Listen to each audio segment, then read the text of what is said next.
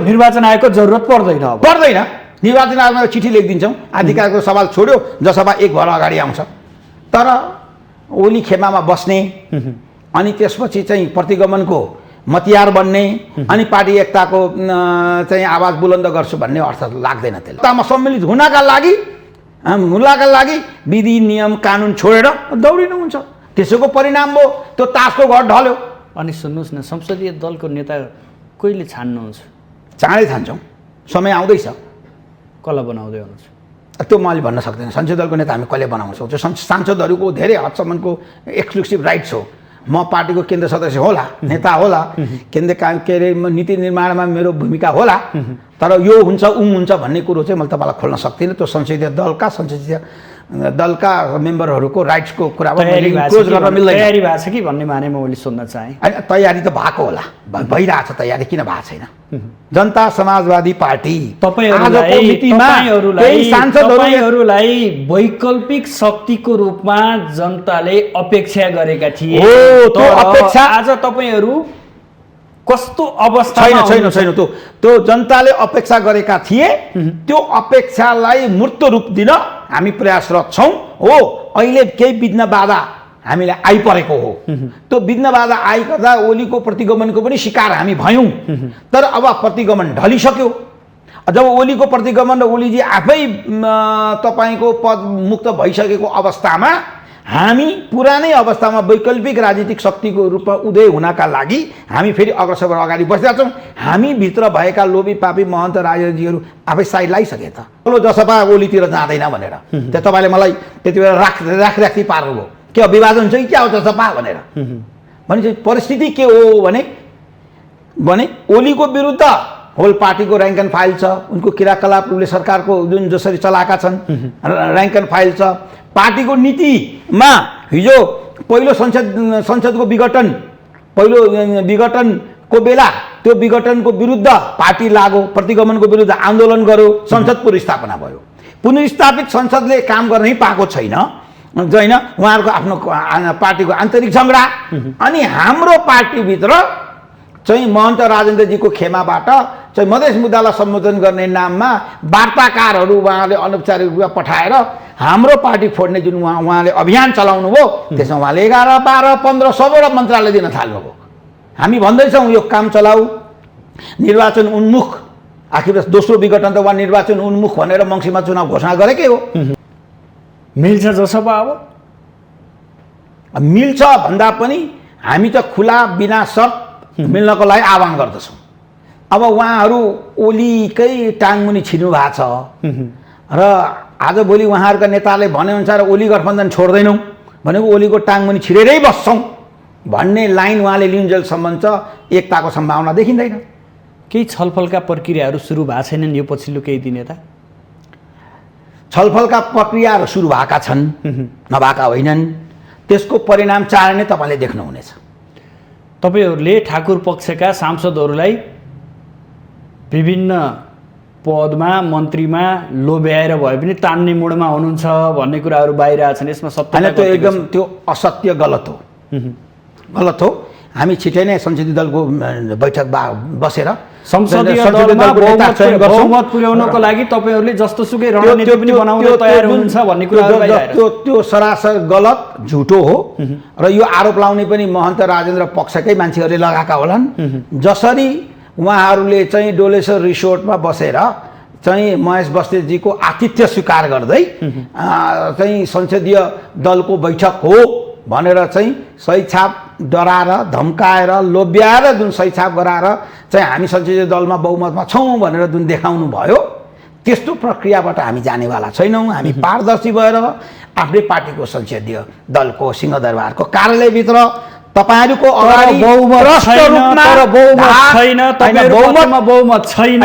बहुमत चाहिँदैन बहुमत किन चाहिन्छ 12 जनाले यो सरकारलाई बहुमत पुगिरहेको छ 149 को समर्थन यो सरकारलाई छ हामी 12 जना त्यसका लागि काफी छौं हामीलाई 20 जना 22 जना किन चाहियो कुन मन्त्रालय परेका छन् र कुन मन्त्रीहरू जाने सम्भावना बढी छ यो त पार्टीभित्र छलफल त भइराछ हैन पार्टीभित्र अनौपचारिक रूपमा छलफल त भइराखेको छ तर अहिले पनि नेपाली कांग्रेस माओवादी केन्द्र र हाम्रो माधव नेपालजीको समूहसँग मिलेर कुन कुन मन्त्रालयको लेनदेन गर्ने त्यो चाहिँ तपाईँको नेगोसिएसन सुरु नभएको अवस्था नै हो। त्यसले गर्दाखेरि चाहिँ अब भर्खर उहाँले हिजो मात्रै शपथ ग्रहण गर्नुभएको छ। तर के भनिएको छ भने भौतिक मन्त्रालय सहित जसपा सरकारमा सहभागी हुन्छ भयो भने भनिएको छ, यो सत्य हो? होइन, त्यो असत्य हो। हामी यो मन्त्रालय ऊ मन्त्रालय भनेर सर्तसहित सरकारमा जाने पक्षमा छैनौँ। हामी चाहिँ न्यूनतम साझा कार्यक्रम जनताका लागि आगामी दिनमा अहिले बन्ने देउपाको मन्त्री परिषदले के कार्यक्रम दिन सक्छ त, निर्वाचनमा कहिले जाने त, तर भनेर खोज्दाखेरि राम्रै भाग खोजिन्छ। अब राम्रो भाग खोज्ने कसरी खोज्ने त्यो नेगोसिएसन्सका पाटाहरू भए।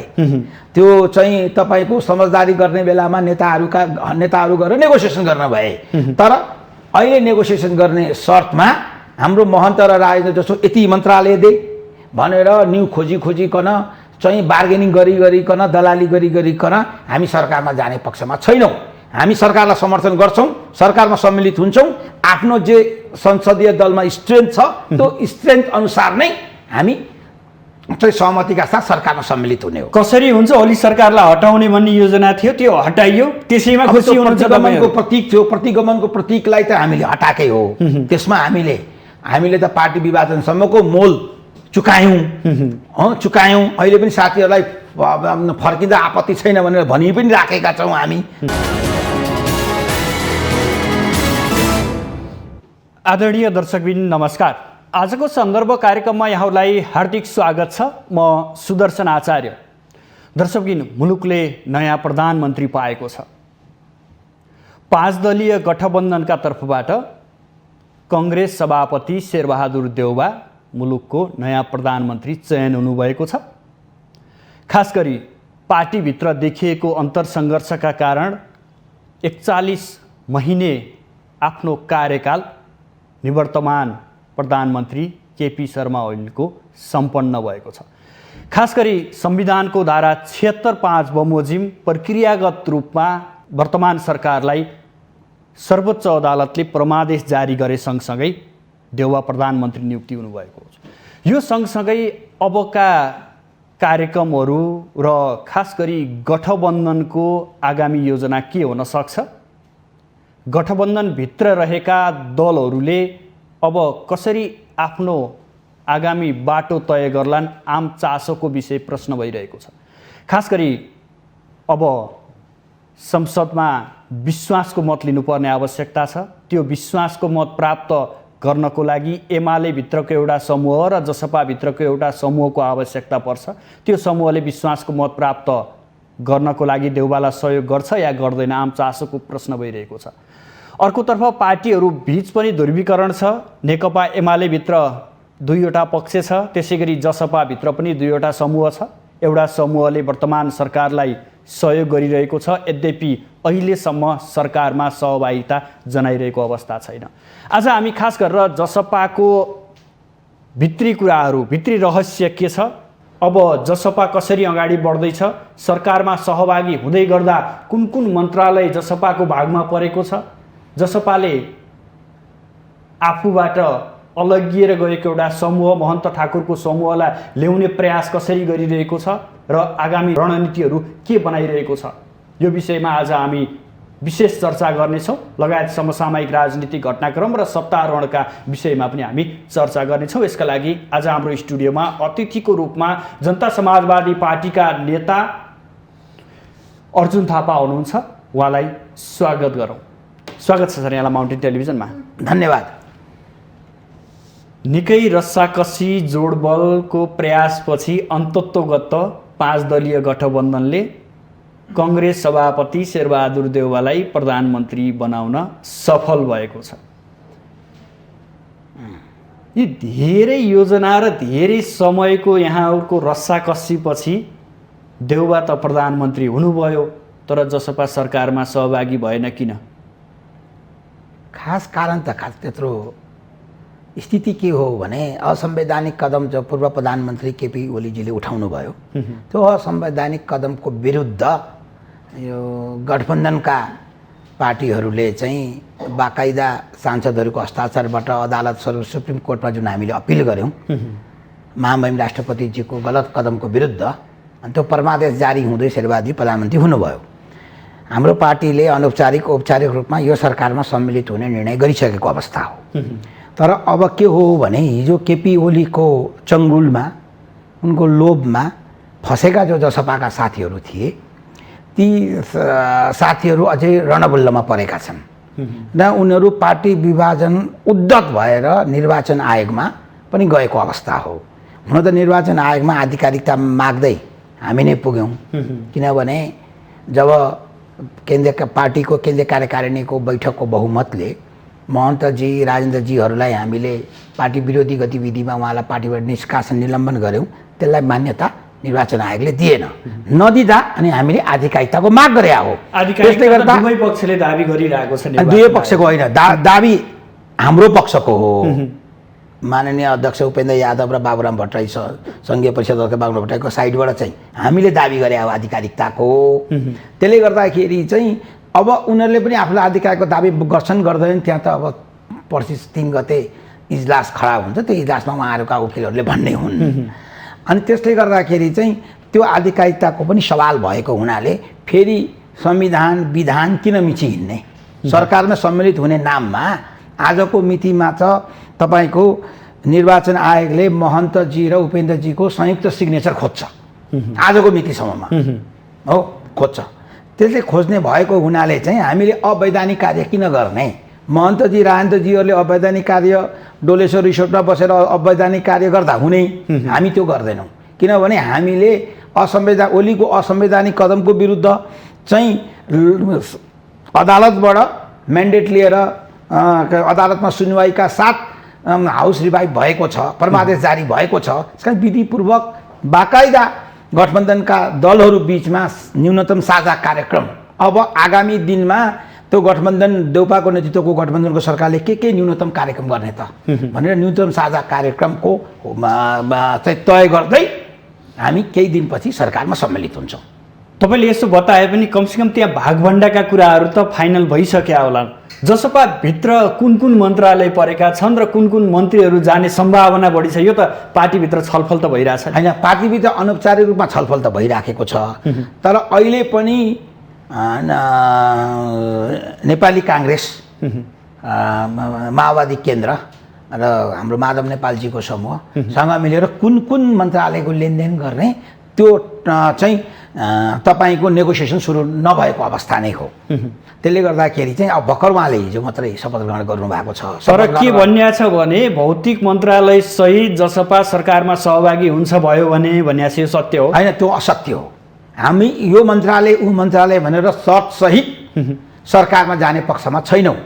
हामी चाहिँ न्यूनतम साझा कार्यक्रम जनताका लागि आगामी दिनमा अहिले बन्ने देउपाको मन्त्री परिषदले के कार्यक्रम दिन सक्छ त?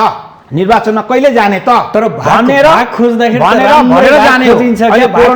राम्रै भाग खोजिन्छ। अब राम्रो भाग खोज्ने, कसरी खोज्ने, त्यो नेगोसिएसन्सका पाटाहरू भए।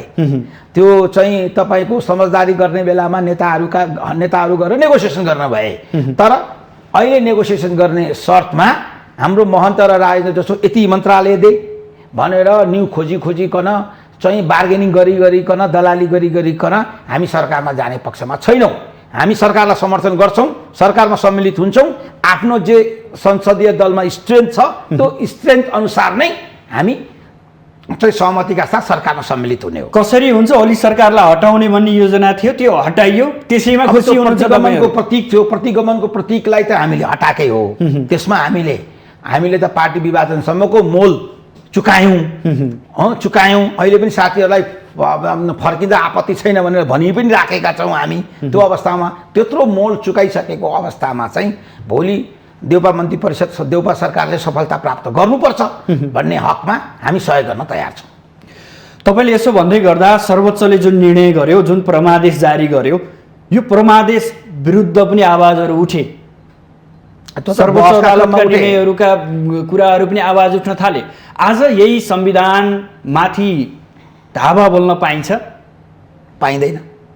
कसले गरेको छ धावा? बोलेकै छैन। हामीले हाम्रो पक्षको बहस गऱ्यौँ र हाम्रो पक्षको बहसमा महामहिम राष्ट्रपतिजीले उठाएको जसपाको ठाकुर पक्षले यो निर्णय नितान्त राजनीतिक निर्णयमाथि सर्वोच्च अदालतले आफ्नो क्रियाकलाप सुरु गर्यो अथवा निर्वाचन आयोगले राजनीतिक मुद्दालाई बढी प्राथमिकता दियो भन्ने आवाजहरू त त्यो पक्षबाट आएको छ नि जसपाभित्रबाट। आवाज तपाईँको मतभेद राखेर असहमति राखेर आवाज उठ्नु हामीले लोकतन्त्रमा चाहिँ त्यसलाई सामान्य मान्छौँ, असामान्य मान्दैनौँ। उहाँहरूले आफ्नो विमति राख्नु, सार्वजनिक रूपमा राख्नु आपत्ति परेन। अनि उहाँले त्यो विमति चाहिँ तपाईँको लोकतन्त्रको खिलाफ छ भने अदालत जाने ठाउँ छ भने अदालत जाँदा पनि हुन्छ, हामीले आपत्ति त्यो पनि मान्दैनौँ। त्यसले गर्दाखेरि त्यो उहाँहरूका विमति होलान्। तर आजको स्थिति के हो भने आजको स्थिति प्रतिगमनलाई हामीले परास्त गरेका छौँ गठबन्धनमा। त्यसमा माधव नेपालजीले ठुलो जोखिम मोल लिनुभएको छ हो छ। हामीले पार्टी विभाजनसम्मको जोखिम मोल लिन हामीलाई बाध्य बनाइयो। त्यसले गर्दाखेरि हामी अहिले पनि सिद्धित जसपाको पक्षमा छौँ। निर्वाचन आयोगमा आधिकारिकताको सवाल र तपाईँको बहस भइराख्दाखेरि पनि हामी सिद्धित एकबद्धताको रूपमा जसले आधिकारिकता पाउँछ त्यो नै के अरे ओरिजिनल जसपा हो भन्दै तपाईँको यो देउपा मन्दिर परिषदको सफलताका लागि र न्यूनतम साझा कार्यक्रम चाँडोभन्दा चाँडो गठबन्धनीय दलहरूले बनाउनुपर्छ भन्ने मान्यता हो। मिल्छ जसपा अब मिल्छ भन्दा पनि हामी त खुला बिना शर्त मिल्नको लागि आह्वान गर्दछौँ। अब उहाँहरू ओलीकै टाङमुनि छिर्नु भएको छ र आजभोलि उहाँहरूका नेताले भनेअनुसार ओली गठबन्धन छोड्दैनौँ भनेको ओलीको टाङमुनि छिरेरै बस्छौँ भन्ने लाइन उहाँले लिन्जेलसम्म छ एकताको सम्भावना देखिँदैन। केही छलफलका प्रक्रियाहरू सुरु भएको छैनन् यो पछिल्लो केही दिन यता? छलफलका प्रक्रियाहरू सुरु भएका छन्, नभएका होइनन्। त्यसको परिणाम चाँडै नै तपाईँले देख्नुहुनेछ। तपाईँहरूले ठाकुर पक्षका सांसदहरूलाई विभिन्न पदमा मन्त्रीमा लोभ्याएर भए पनि तान्ने मुडमा हुनुहुन्छ भन्ने कुराहरू बाहिर आछन्। यसमा सत्य होइन, त्यो एकदम त्यो असत्य गलत हो, गलत हो। हामी छिटै नै संसदीय दलको बैठक बसेर संसदीय दलमा बहुमत पुर्याउनको लागि तपाईँहरूले जस्तोसुकै रणनीति पनि बनाउन तयार हुनुहुन्छ भन्ने कुराहरू बाहिर आयो। त्यो सरासर गलत झुटो हो र यो आरोप लाउने पनि महन्त राजेन्द्र पक्षकै मान्छेहरूले लगाएका होलान्। जसरी उहाँहरूले चाहिँ डोलेश्वर रिसोर्टमा बसेर चाहिँ महेश बस्नेतजीको आतिथ्य स्वीकार गर्दै चाहिँ संसदीय दलको बैठक हो भनेर चाहिँ सही छाप डराएर धम्काएर लोभ्याएर जुन सही छाप गराएर चाहिँ हामी संसदीय दलमा बहुमतमा छौँ भनेर जुन देखाउनु भयो, त्यस्तो प्रक्रियाबाट हामी जानेवाला छैनौँ। हामी पारदर्शी भएर आफ्नै पार्टीको संसदीय दलको सिंहदरबारको कार्यालयभित्र तपाईँहरूको अगाडि बहुमत चाहिँदैन। बहुमत किन चाहिन्छ? 12 जनाले यो सरकारलाई बहुमत पुगिरहेको छ, 149 को समर्थन यो सरकारलाई छ। हामी 12 जना त्यसका लागि काफी छौँ। हामीलाई 20 जना 22 जना किन चाहियो? त्यसले गर्दाखेरि अहिले हामीलाई क्वालिटीमा हामी विश्वास गरेका छौँ, क्वान्टिटीमा हामी विश्वास गरिरहेका छैनौँ। 12 जना जुन क्वालिटी विशेषतायुक्त हाम्रा सांसदहरू छन्, ती सांसदहरूको बलैमै हामी संसदीय दलको नेता चयन गर्दै सरकारमा सम्मिलित हुन्छौँ। अब 12 मा भोलि 20 हुँदा 22 हुँदा त्यसलाई हामी अन्यथा लिँदैनौँ।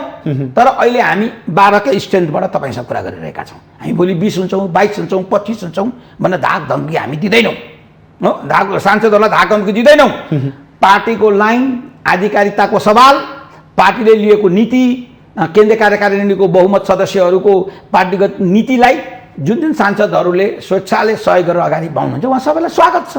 हामी पूर्वाग्रह दृष्टिकोणले उहाँलाई हेर्दैनौँ, त्यति मात्र हो। बढी पार्टी फुटोस्, सत्ताको मोह त्यति धेरै छ, सत्तामा जानै पर्ने छ।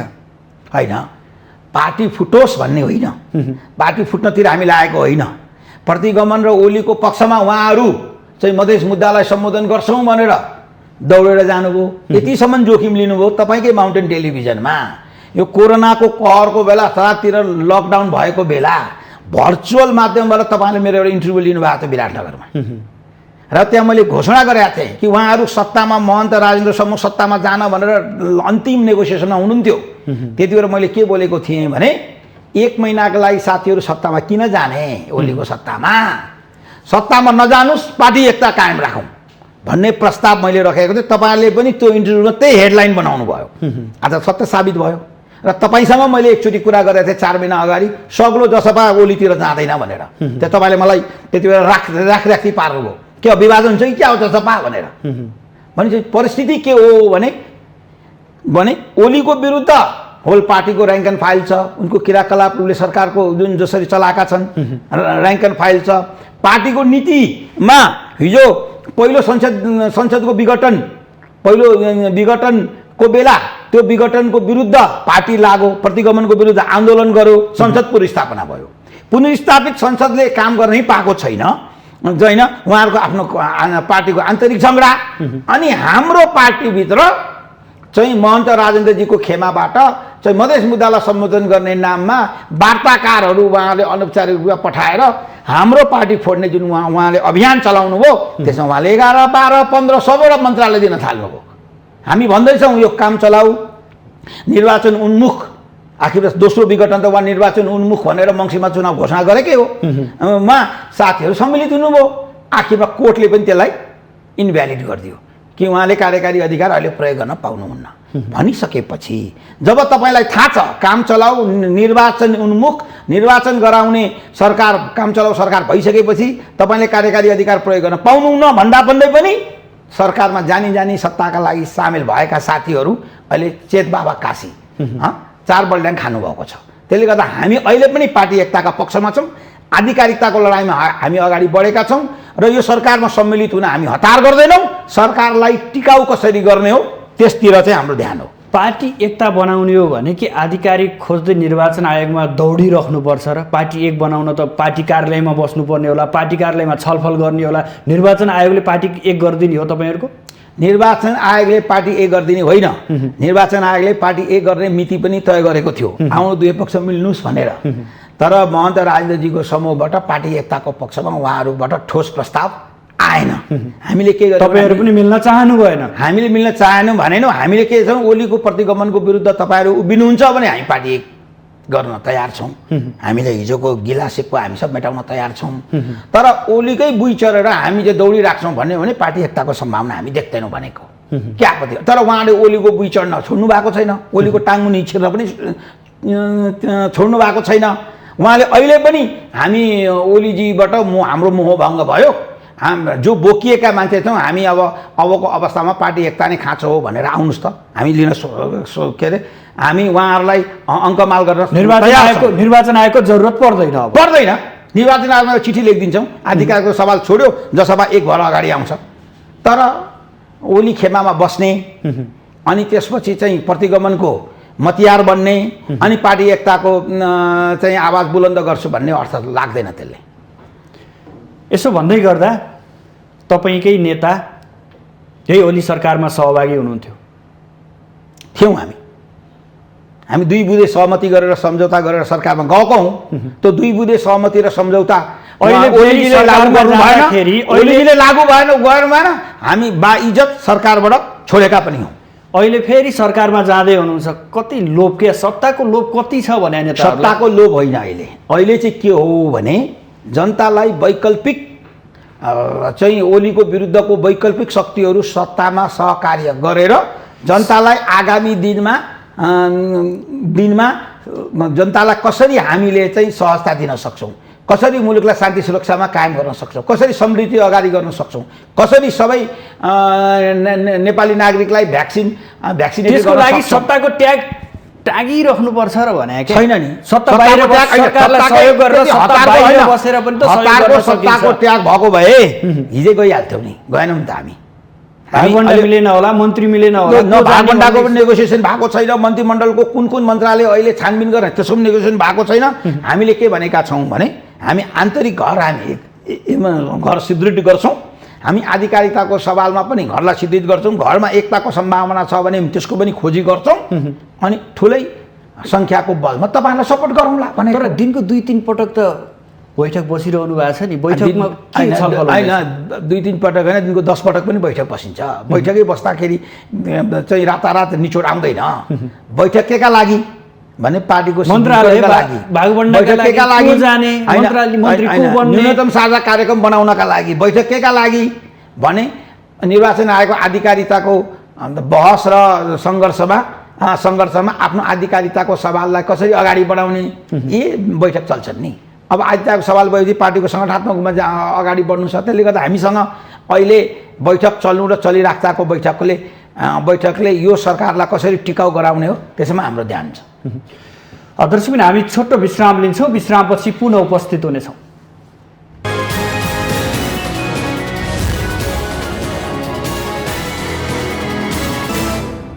छोटो विश्रामपछि यहाँहरूलाई पुनः स्वागत छ। हामी कार्यक्रम आजको सन्दर्भमा छौँ र आजको सन्दर्भमा रहेर आज हामी विशेष गरी वर्तमान सरकारका चुनौती र यसमा 5 दलीय गठबन्धन र गठबन्धनभित्रको जसपा र जसपाभित्र देखिएका आन्तरिक विवादका विषयमा छलफल गरिरहेका छौँ। यसका लागि आज हाम्रो स्टुडियोमा अतिथिको रूपमा जसपाका नेता अर्जुन थापा हुनुहुन्छ। उहाँलाई पुनः स्वागत गरौँ। यहाँलाई पुनः स्वागत छ। धन्यवाद। अहिलेसम्म संसदीय दलको नेता महन्त ठाकुर हो? होइन, संसदीय दलको नेता चयनै भएको छैन हाम्रो पार्टीमा। छैन। किनभने संसदीय दलको नेता चयन गर्नका लागि संसदीय दलको विधान पार्टीको केन्द्रीय कार्यकारिणीले पास गर्छ। त्यही विधान अनुरूप हामी संसदीय दलको नेता चयन गर्छौँ। अनि उहाँहरू ओली सरकारमा कसरी जानुभयो त? अब त्यो उहाँले ओली सरकारमा जाँदाखेरि तपाईँ अहिले पनि बुझ्न सक्नुहुन्छ तपाईँको सभामुखलाई कि संसदीय दलको नेता विधिवत रूपमा चयन भएर आएको र कसलाई उहाँले मान्यता दिनुभएको छ छैन सापकोटाजीलाई तपाईँले सोध्न सक्नुहुन्छ। हामी नै भन्दै गएको होइन? अब हामी नै अब त्यो त सत्तामा त्यति बेर प्रतिगमनको समर्थन गरेर जानेलाई त विधि विधान कानुन चाहिएन नि, खालि सत्तामा जान दौडिनु मात्रै पर्यो हो। कुरो बुझ्नु भएन? कस्तो दौडाइ हो भने प्रधानमन्त्रीजी विश्वासको मत लिन जानुहुन्छ हो, 93 भोट ल्याएर अल्पमतमा पर्नुहुन्छ हो, अनि उहाँ राजीनामा पनि गर्नु हुँदैन। अनि पुनः फेरि तपाईँको 76को 3बाट ठुलो दलको हैसियतले फेरि दावा गर्नुहुन्छ मन्त्रीमण्डलमा जान। त्यो दावा गर्नै मिल्दैन। संसदीय परम्परा, संसदीय परिपाटी मान्दा त संसदीय दलको नेता एकचोटि प्रधानमन्त्री एकचोटि विश्वासको मत गुमाइसकेपछि आफ्नै दलको अर्को संसदीय दलको नेता चयन गरेर 76को 3 अनुसार चाहिँ सिङ्गल लार्जेस्ट पार्टीको ब्लकबाट चाहिँ सरकार बनाउँदा प्रधानमन्त्री बन्दा कसैलाई बनाउँदा हुन्थ्यो नि। उहाँ प्रधानमन्त्री बन्नुहुन्छ अनि सार्वजनिक भन्नुहुन्छ कि म विश्वासको मत लिन सक्दिनँ, म माग प्रशस्त गर्छु भन्नुहुन्छ। अनि माग प्रशस्त गर्छु भन्नुहुन्छ अनि विपक्षी जब लाई टाइम दिन्छ 20-21 घन्टा, त षड्यन्त्रपूर्वक छोटो टाइम दिएको हो राष्ट्रपतिजीले दिन्छ। अनि तपाईँको विपक्षीहरू चाहिँ अब 76(5) अनुसार बाकाइदा सिग्नेचर गरेर हरेक सांसदको, किनभने यसपालि याद गर्नुभएको होला तपाईँहरूले, सर्वोच्च अदालतले 76(5) को बन्ने सरकार भनेको पार्लियामेन्टेरियन्सहरूको सांसदहरूको सार्वभौम अधिकार हो, उहाँहरूको राइट्स हो। यसमा यो दलभन्दा माथि उठ्ने जसमा व्हिप पनि लाग्दैन भने त्यस्तो अवस्थामा स्पष्ट खाका आएकै छ भने त्यो परिस्थितिमा हाम्रा पक्षका दौडेर जाने विधि विधान केही विधिविध चाहियो। विधि र संविधानका धाराहरूलाई मिच्दै प्रधानमन्त्री आफूलाई कन्टिन्यू गर्न चाहिँ अगाडि बढ्ने, मिडियामा बोल्ने 2 घन्टा अगाडि मैले माग प्रस्तुत गरेकै छ त, मसँग बहुमतै छैन भन्ने, अनि 2 घन्टाभित्र रातारात उहाँलाई पत्र लिएर दौडिने, फेरि 76(5) अनुसार प्रधानमन्त्री बन्नको लागि राष्ट्रपति कहाँ भनिसकेपछि जब प्रधानमन्त्री जसका महन्त राजेन्द्रहरू प्रधानमन्त्रीजीका ओलीजीका पछि लाग्दा ओलीजी जस्तो कदम उठाउनुहुन्छ, गैर असंवैधानिक कदम उठाउनुहुन्छ, उहाँहरू पनि पार्टी छोड्ने सत्तामा सम्मिलित हुनका लागि विधि नियम कानुन छोडेर दौडिनुहुन्छ। त्यसैको परिणाम हो त्यो तासको घर ढल्यो। अनि सुन्नुहोस् न, संसदीय दलको नेता कहिले छान्नुहुन्छ? चाँडै छान्छौँ, समय आउँदैछ। कसलाई बनाउँदै हुनुहुन्छ? त्यो म अहिले भन्न सक्दैन। संसदीय दलको नेता हामी कहिले बनाउन सक्छौँ? सांसदहरूको धेरै हदसम्मको एक्सक्लुसिभ राइट्स हो।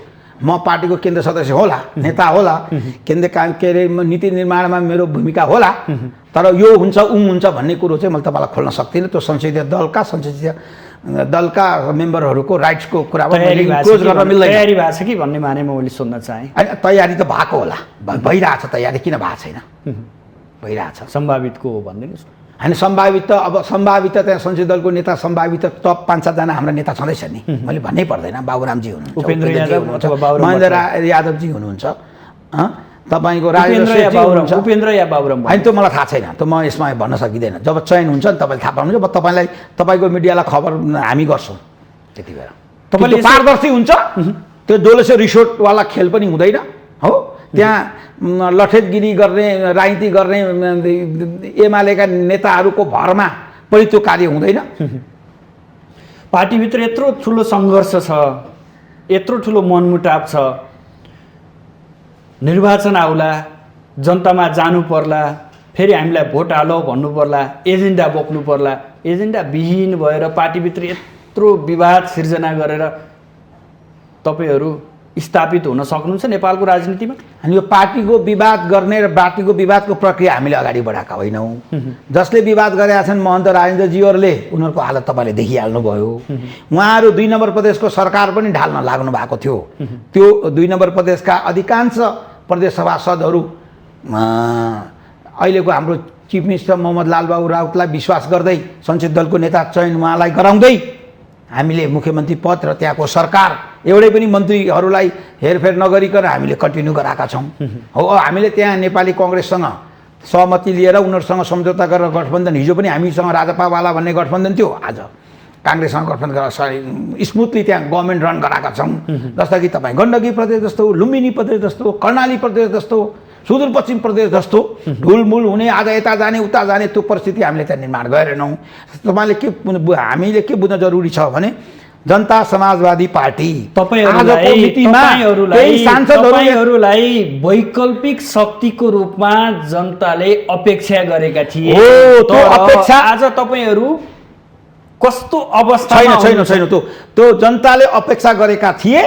त्यो अपेक्षालाई मूर्त रूप दिन हामी प्रयासरत छौं। हो, अहिले केही विघ्न बाधा हामीलाई आइपरेको हो। त्यो विघ्न बाधा आइपर्दा ओलीको प्रतिगमनको पनि शिकार हामी भयौं।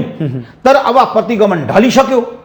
जब ओलीको प्रतिगमन र ओलीजी आफै तपाईको पद मुक्त भइसकेको अवस्थामा हामी पुरानै अवस्थामा वैकल्पिक राजनीतिक शक्तिको रूपमा उदय हुनका लागि हामी फेरि अग्रसर अगाडि बढिरहेका छौं। हामी भित्र भएका लोभी पापी महन्त राजेजीहरू आफै साइड लाइसके त, प्रतिगमनको शिकार भएर, प्रतिगमनको मतियार भएर। पार्टी त कमजोर भयो नि, यो मानेमा त स्वीकार्नु पर्छ। पार्टी कसरी कमजोर भयो? हो, पार्टी कमजोर हुन्थ्यो प्रदेश नम्बर 2 को सरकार तपाईको के रे हाम्रो हातबाट चिप्लिँदा पार्टी कमजोर हुन्थ्यो।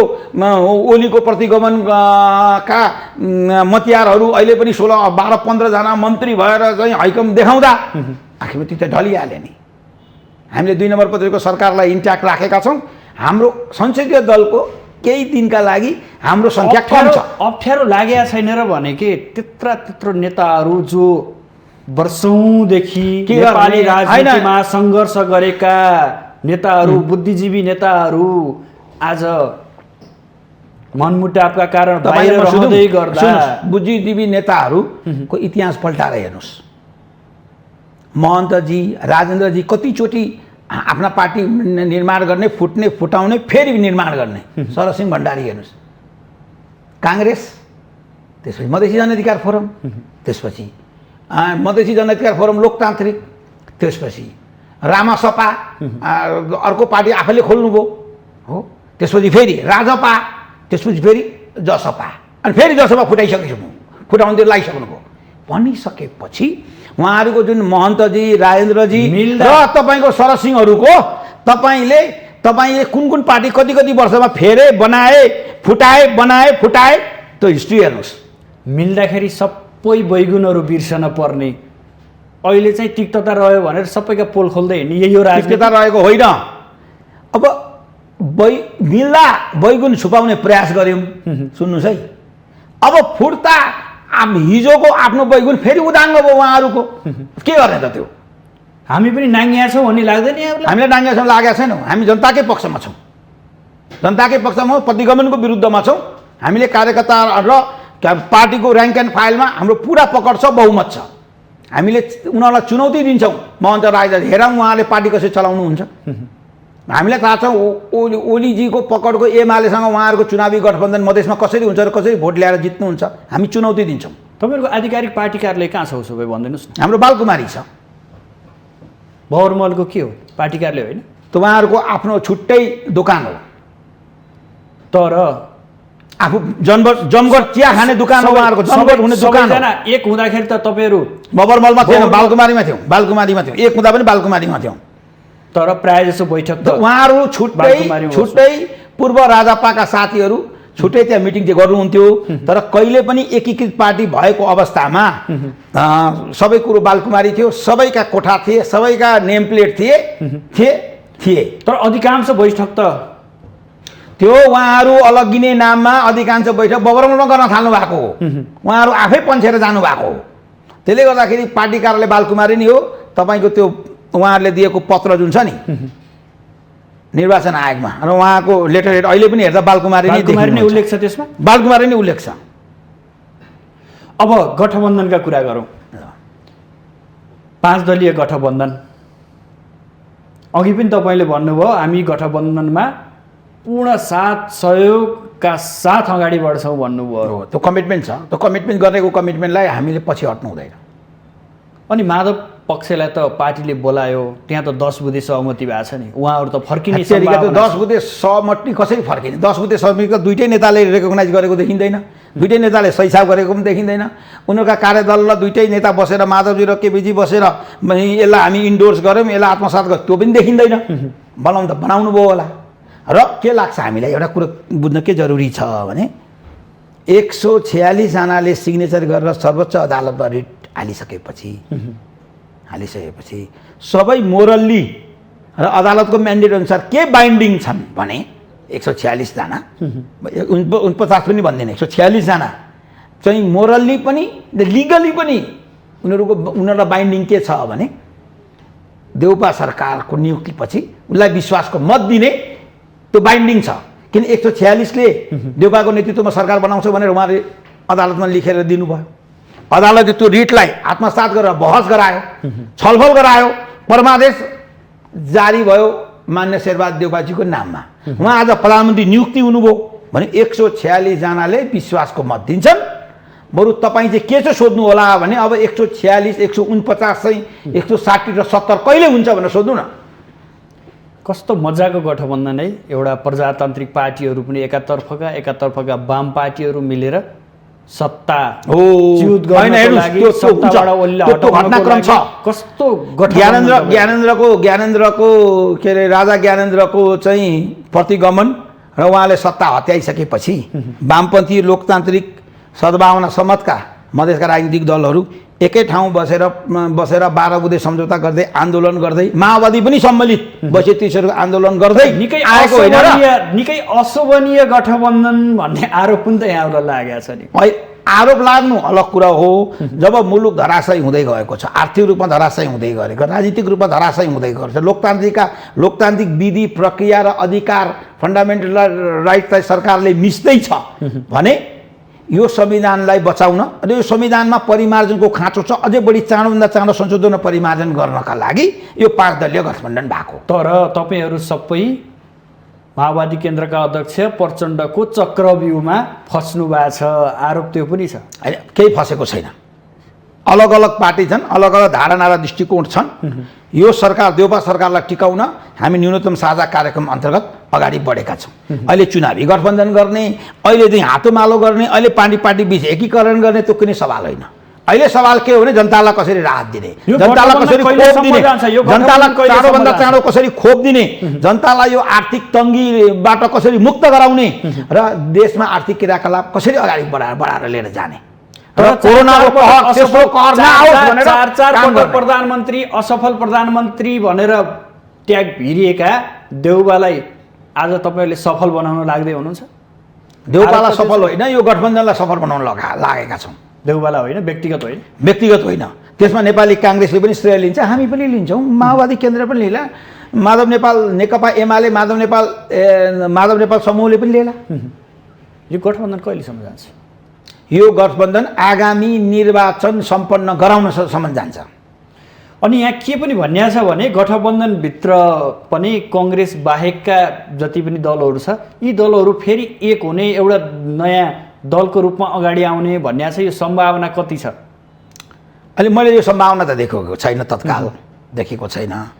तर सम्भावना देखेको छैन भनेर राजनीति सम्भावनाको खेल पनि हो, रहेछ, सम्भावना खेल पनि हो। त्यसले गर्दाखेरि सम्भावनालाई पनि नकारौँ हो, सम्भावना छ पनि भनौँ हो, तत्काल केही पनि भएको पनि छैन। बुधबारको यस्तो सिनारियो हेर्दाखेरि विप्लव नेत्र विक्रम चन्द विप्लवले प्रचण्डलाई भेट्नुभयो। हजुर। बिहिबारको सिनारियो हेर्दाखेरि माधव कुमार नेपाल प्रचण्ड विप्लव समूह भेटवार्तामा थियो। सँगसँगै जसपाको उपेन्द्र यादव पक्ष पनि भेटघाट गर्ने तयारी गर्दै हुनुहुन्छ अरे भन्ने कुरा छैन। विप्लवजीले हामीसँग भेट्नु भएको छैन। अब उहाँले भेट्न सक्नुहुन्छ, बाबुरामजीहरू त उहाँहरूदेखि एक जमानामा त सँगै काम पनि गरेका हुन्। त्यसले गर्दा भेटघाटलाई हामी आपत्ति पनि मान्दैनौँ र हामी केमा चाहिँ के हदसम्म विप्लवको के चिन्तालाई चाहिँ हामी सरोकार राख्छौँ भने उहाँ यो देशमा हतियारबन्द राजनीति छोडेर मूलधारको राजनीति गर्न आउनुभएको छ। मूलधारको राजनीति गर्न आउँदाखेरि चाहिँ उहाँहरूका कार्यकर्ताहरू जेलमा होलान्, मुद्दा मामिलामा होलान् हो। त्यसमा चाहिँ अहिलेको सरकारले चाहिँ उहाँ विप्लवजीहरूसँग र उहाँको पार्टीसँग चाहिँ छलफल गरेर उहाँलाई त्यो राहत, मूलधारको राजनीति गर्ने परिस्थिति, खुला राजनीति गर्ने परिस्थितिको निर्माण गरिदिने र उहाँका कार्यकर्ता जेलमा छन् भने त्यसलाई त्यो प्रक्रियागत रूपमा चाहिँ उनीहरूलाई छुट्ने व्यवस्था चाहिँ मिलाइदिनुपर्छ। विप्लवको चिन्ता गर्दा गर्दै आफ्नो पार्टीको पनि त मागहरू छन् नि तपाईँहरूको, त्यो माग अब त्यही भएर त हामी न्यूनतम साझा कार्यक्रम चाहिँ खोजेका हौँ। त न्यूनतम साझा कार्यक्रममा नागरिकताको सवाल हो, यो अध्यादेश बेला होइन, बाकाइदा संसदमा बहस भएर हिजो त ओलीजीले महन्तजीलाई ललिपप खुवाउँदाखेरि खालि त्यो चाहिँ आमाको नामको कतै जन्मको आधारमा नागरिकता दिने भन्ने मात्रै ल्याउनु भयो। त्यहाँ बिहाबारीको पनि सवाल छ, अङ्गीकृत नागरिकताको पनि सवाल छ, त्यहाँ 5-7 अरू बुदाहरू पनि छन्। त्यो सबै चाहिँ पार्लियामेन्टका समितिहरूमा आइसकेका कुरा हुन् र त्यसलाई खालि पार्लियामेन्टमा टेबल भएर छलफल भएर पास हुने कुरा मात्रै हुन्। त्यस कारण त्यसलाई यो सरकारले टेकअप गर्नुपर्छ र फेरि पुनः छलफल आवश्यकता छ भने पनि छलफल गर्नुपर्छ। नागरिकताको सवाल हो र मधेस आन्दोलनका बेला केही मुद्दाहरू अझै बाँकी छन्। हिजो महन्तजीहरूले केपी ओलीजीसँग कस्ता मुद्दा मात्रै फरक गराए भने जो सिडिओ कार्यालयमा कुटपिटको मेटा आन्दोलनको बेला ढुङ्गासँग हानेको मुद्दा, कुटपिटका मुद्दाहरू जो थिए सिडिओ कार्यालयमा तिनै मात्रै उहाँहरूले चाहिँ तपाईँको त्यो मुद्दालाई खारिजीमा लाग्नुभयो। उहाँहरू रेशम चौधरीको हकमा ठुला नारा दिनुभयो, नगदी भन्नुहुन्थ्यो राजेन्द्र महतोजी त हो, नगदी नगदमा लिने सरकारलाई सपोर्ट गर्ने नगदी भन्नुहुन्थ्यो। अब माननीय रेशम चौधरीजीको र उहाँसँग सम्मिलित आन्दोलनकारी थारू आन्दोलनका बेलाका कार्यकर्ताहरूलाई कसरी हामीले राहत दिन सक्छौँ, कसरी जेलबाट छुटाउन सक्छौँ, कसरी उहाँको मुद्दालाई रफादफा गर्न सक्छौँ, त्यसमा देउपाजीको सरकारसँग न्यूनतम साझा कार्यक्रम अन्तर्गत हाम्रो बहस हुन्छ, लिखित एग्रिमेन्ट हुन्छ। पक्कै पनि कोरोना महामारी छ, सत्ता साझेदार गर्दै गर्दा सत्तामा जाँदै गर्दा धेरै चुनौतीहरू पनि छन्। यी चुनौतीहरूलाई चिर्दै जनताको रक्षा गर्नुपर्नेछ। घाँसबास कपासदेखि लिएर जनताको स्वास्थ्यको प्राथमिकता बढी छ अनि कमजोर बनेको आर्थिक अवस्थालाई उजागर गर्नु छ, उठाउनु छ। अब भन्नुहोस्, वर्तमान सरकारका मुख्य योजनाहरू के हुनुपर्छ र सरकार कसरी अगाडि बढ्नुपर्छ? होइन, वर्तमान सरकारको मुख्य योजना यो कोरोनाको तेस्रो लहरलाई रोक्नुपर्छ, नभए हामी आर्थिक रूपमा अझ बढी अप्ठ्यारामा पर्छौँ, अर्थतन्त्र मुलुकको अझै धराशायी हुन्छ।